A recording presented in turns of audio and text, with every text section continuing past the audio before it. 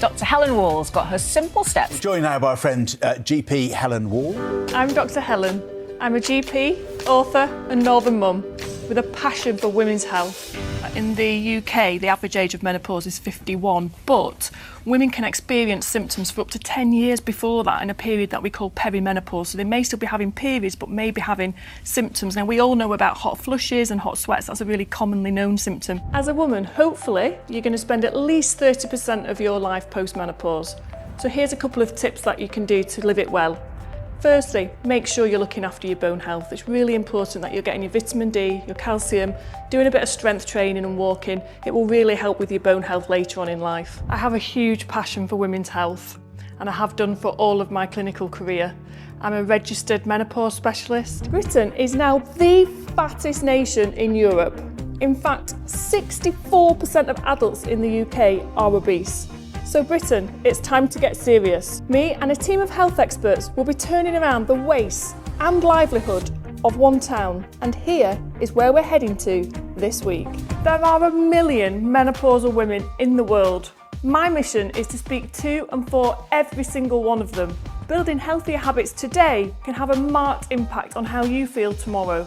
I'm about to meet Sarah, who's in need of a little bit of help. Healing doesn't have to come with a prescription. Sometimes it's in the silence, in a walk, in a conversation with someone who just sees you. In this series, we'll be meeting up with the quiet heroes, the carers, the counsellors, the community workers, people offering healing that doesn't shout but still changes lives.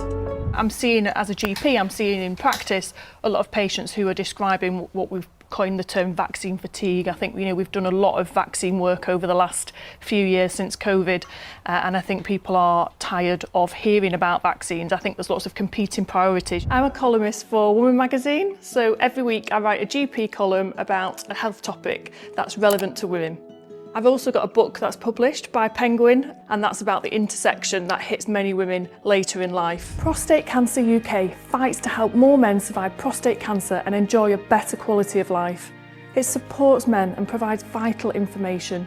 It finds answers by funding research into causes and treatments. And it leads change. The NHS is very clear on its advice that vaping should be a way and a means of going away from smoking. So if you're smoking and you need to stop, and we would advise everybody to stop because we know that smoking releases up to 70 chemicals, it's linked to about 16 different cancers. Green juice, meditation apps, mindfulness. Wellness culture is everywhere. I want to know whether the wellness industry is actually making us healthier. I think if we look at the science behind it, it's a possibility that we've just lost our resilience to infections, because whenever we are out and about doing our normal day-to-day business, our immunity is constantly running that script in the background, meeting bacteria, meeting viruses.